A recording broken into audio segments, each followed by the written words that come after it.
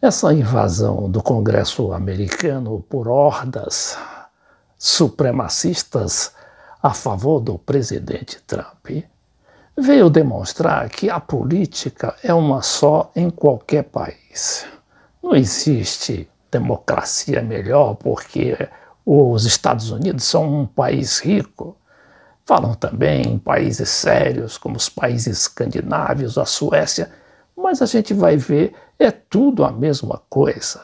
Ainda que nos assalte, não é, aquele complexo de vira-lata, e estejamos sempre dizendo, o Brasil não é um país sério, isto já dizia De Gaulle.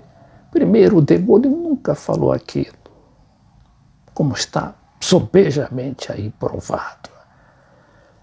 Ali na Argentina também a mídia contrária ao presidente Alberto Fernandes costuma dizer que nos países sérios não faz isso, não faz aquilo, para dizer que a Argentina também não é um país sério.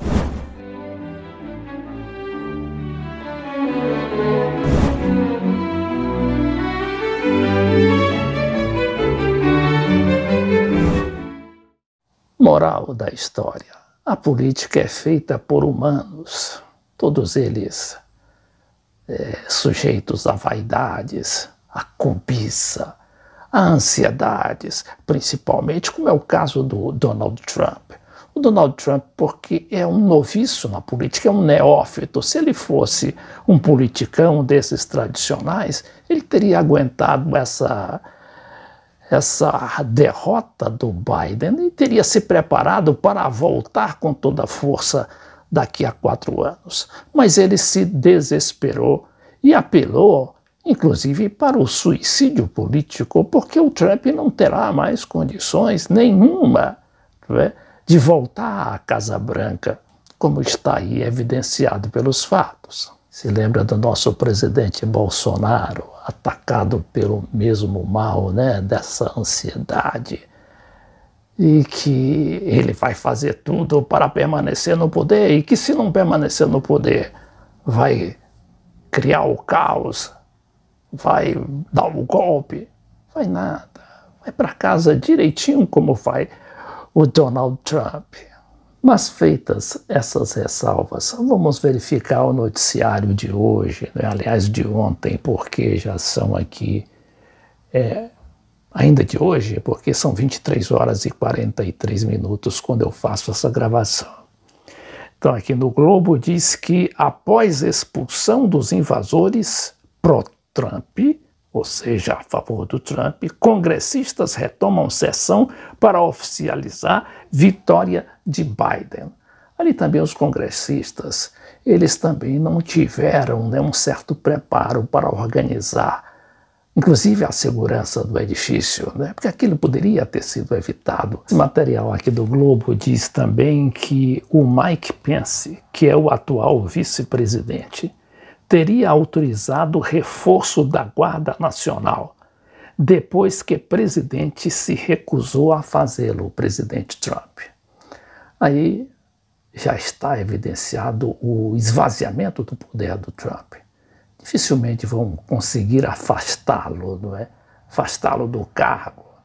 O que vão fazer é que nem está fazendo agora o Mike Pence, que é o vice-presidente. Apesar de ser aliado do presidente, não concordou com aquelas loucuras, dele, inclusive, incitando a multidão não a invadir o Congresso, mas se aproximar do Congresso e meter medo nos deputados e senadores.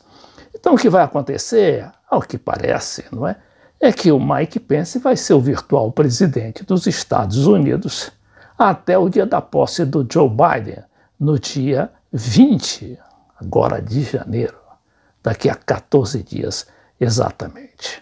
Vamos ver mais aqui. Morte, depredação e multidão descontrolada.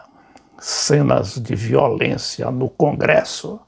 Olha que não é o Congresso brasileiro, não é o Congresso da Bolívia, da Venezuela, é o Congresso da grande potência, da grande metrópole, os Estados Unidos da América. Agora, recordemos também que aqui no Brasil a Câmara dos Deputados também foi invadida em 2006, quando era presidente da Câmara o deputado Aldo Rebelo, que era do PCdoB e aliado do PT, que estava no poder juntamente com o presidente Lula. Que tem um material histórico, né, do próprio site da Câmara, o site oficial da Câmara dos Deputados, dizendo que invasão na Câmara causa tumulto e deixa 24 feridos. O material de 6 de junho de 2006 e diz que depredação, pânico e 24 pessoas feridas, uma delas em estado grave, foram o saldo deixado nesta terça-feira na Câmara pela invasão de cerca de 400 manifestantes do Movimento de Libertação dos Sem Terra, o MLST, uma dissidência do MST. O Departamento de Polícia Legislativa da Câmara deteve diversos manifestantes, entre eles um dos líderes do movimento, Bruno Maranhão. A prisão havia sido decretada pelo presidente Aldo Rebelo, logo após a invasão das dependências da casa. Eu, por acaso, era jornalista e também funcionário da Câmara, era assessor lá do PDT, e presenciei praticamente tudo aquilo, não é? Estou aqui vivo, né? E aquilo passou para a história, claro, mas acabou sendo esquecido como um fato normal da política. Mas vamos agora ao jornal Folha de São Paulo, né, dizendo que o Pence, Mike Pence, que é o presidente do Congresso, porque lá nos Estados Unidos, como ocorre na Argentina, o presidente, o vice-presidente da República é quem comanda as sessões do Senado Federal e, consequentemente, do Congresso Nacional, que é a reunião das duas casas, da Câmara e do Senado, como está ocorrendo nesse momento lá nos Estados Unidos, com a apreciação, né, daquilo que seria e que será certamente a ratificação ou a formalização da vitória de Joe Biden para a presidência dos Estados Unidos. Eleição ocorrida lá ainda em novembro. Então diz que Mike Pence condena manifestantes e lamenta a morte em discurso na reabertura do Congresso. A gente sabe que houve uma morte, né, de uma senhora lá, que ninguém sabe se é funcionária do Congresso ou se é militante, mas que foi morta por um tiro disparado pela própria segurança da Câmara dos Representantes, no caso, a Câmara dos Deputados. E aqui, lá pelas tantas, diz que sessão foi interrompida após apoiadores de Trump, insuflados pelo presidente, invadirem o Capitólio. É a sessão anterior, e não essa da agora de noite. Depois diz que mulher morre após ser abatida durante invasão ao Congresso dos Estados Unidos. Outro post, Lúcia Guimarães diz: o que sobrou do superpoder americano produziu uma chanchada de terror. Conta do Trump no Twitter é bloqueada e posts são removidos. Aqui outro exemplo de que o Trump realmente não manda mais nada nos Estados Unidos, porque ser censurado pelo Twitter e ser obrigado a retirar os posts que ele tinha feito lá naquela grande rede, não é, de comunicação, o Trump agora recebeu o prazo de 12 horas para retirar aqueles posts, que já estão, no caso, removidos ou congelados. E se não fizer, também não voltará a ter conta no Twitter. Depois vem aqui Carlos Eduardo Lins da Silva, outro articulista lá da Folha. Diz que 6 de janeiro entrará para a história dos Estados Unidos como primeira tentativa de golpe no país. Aqui eu discordo dele, não tem tentativa de golpe nenhuma, não é? Golpe de Estado.